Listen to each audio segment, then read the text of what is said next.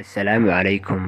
Maanta waxaanu la wadaagi doonaa haddii Eebbe oggolaado qiso jacayl oo xanuun badan laakiin ku bilaabatay waanwaan iyo wanaag. Qisadan jacayl ayaa waxay ku kala dhacday laba qof oo Soomaali ah, nin lagu magacaabo Yaasir iyo haweeney lagu magacaabo Nafisa. Yaasir ayaa sheekadan ama qisadan nooga sheekeeyay. Qisadan ahayd runtii mid xanuun badan. Wuxuu yidhi, waxaan ku dhashay magaalada Hargeysa, balse waxaan ku barbaaray dalka Sacuudi Carabiya. Nasiib wanaag, sanadii 2000 ayaa waxaan nasiib u yeeshay in aan soo caga dhigto magaalada London ee dalka Ingiriiska. Gabadhan aan ifka ugu jeclaan doono ee Nafisa ayaa waxaan isku dhex baranay gaari bas ah, kaas oo ka dhex shaqaynayay magaalada London dhexdeeda.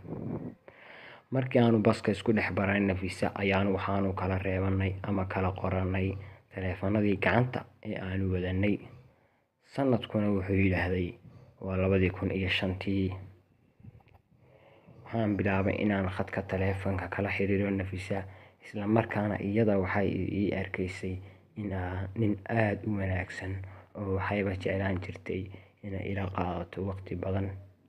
Mararka qaarkoodna waxaan ku kulmi jirnay guri ay ku noolayd gabar aanu qaraabo nahay. Aniga iyo Nafisa waxaanu isku noqonay lamaan aad isku jecel oo aan kala maarmin runtii. Waxaanu alaaba samayn jirnay waxyaabaha ay jeceshahay Nafisa, sidoo kale iyada waxay iga ilaalin jirtay wax kasta oo dhibaato ii keeni kara ama aan dhibsanayo. Gabadha aan ifka ugu jeclaan doono ee Nafisa ayaa waxay jeclaan jirtay in ay mar kasta ii qorto dhambaalo jacayl oo ay ku cabirayso heerka uu gaarsiin yahay jacaylka ay ii qabto. Anna waxaan aad ugu heli jiray inaan akhristo dhambaaladeeda xiisaha leh ay ii soo qori jirtay gacalisadayda. Sidoo kale Nafisa waxay ahayd gabar markasta jecel inay i maqashiiso waxyaabaha ay jeceshahay iyo waxyaabaha ay ugu neceb tahayba, iyadoo taasi ku muujinaysa waxyaabaha ay doonayso inay mustaqbalka igula wadaagto. Bartamihii sanadkii 2008 ayaa waxaa labada qoys ee aanu ka kala dhalanay isku afgarteen inaanu isguursano. Waxaanu ku aqal galnay magaalada Dubai ee dalka Imaaraadka Carabta. Waxaa magaalada Dubai aanu soo wada joognay muddo dhan 3 bilood oo aan ku soo qaadanay nolol macaan. Iyadoo ay xaaladdu sidaas tahay ayaa waxaa dib ugu soo laabanay magaalada London oo aanu markii horeba wada joognay. Markii uu guurkeenu ka soo wareegay 8 bilood, isla markaana ay Nafisa ii leedahay 4 bilood oo uur ah, ayaa waxaa dhacday in aan isbeddel weyn ka dareemo Nafisa. Mar kasta oo aan Nafisa weydiiyo sababaha keena isbeddelkan xoogga leh ee ku yimaaday ayaa waxay igu dhihi jirtay, saaxiib, niyad kuma hayo ee iska kay fasax oo orod oo guurso naag kale oo niyad ku haysa. Hadalkaas waan la yaabay runtii, ayuu yidhi, laakiin sidaas kuma aanan quusan. Iyadoo ay sidaas tahay ayaa waxaan maalin maalmaha ka mid ah aan Nafisa ku idhi, walaalay, bal ii sheeg siday wax u jiraan.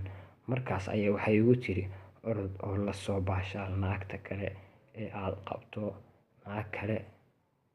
Waan yaabay runtii, buu yidhi, anigoo aan wax naaga qabin amba aan la sheekaysan ayay igu tiri eraygaas.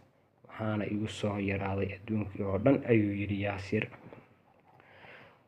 Waxay sheekadu isku cakirnaataba. Waxaan maqlay Nafisa waalidkeeda oo leh, ninkan kuma qalmo ee orod oo iska fur. Caqli xumada Nafisa weeye. Iyadoo aan waxba hubsan ayay igu kicisay buuq iyo qaylo xooggan. Waxayna igu tiri, i fur ama anigaa dhimanayo. Markii aan arkay iyadoo xaaladdu cirka isku shareertay ayaa waxaan garwaaqsaday inaan iska furo gabadhan.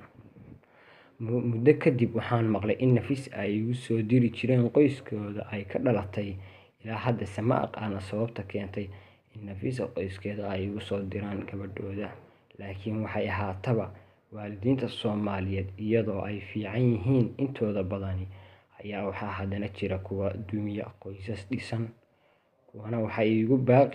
Kuwaas waxaan ugu baaqi lahaa, buu yidhi, inay Ilaahay ka cabsadaan kana xishoodaan. Nafisa oo hadda ii haysa hal gabar ah ayaa waxay iga codsatay inaan dib ugu soo laabto, mana garanayo qaab aan ugu laabto, maxaa yeelay anigoo aad u jecel ayay dhulka igu soo jiiday. weliba waxay iga xumaysay guurkaygii ugu horreeyay. Haddaba waxa uu inaga codsanayaa daawadaha sharafta lahow bal inay ila soo taliyaan sida aan ka yeeli lahaa Nafisa weeye.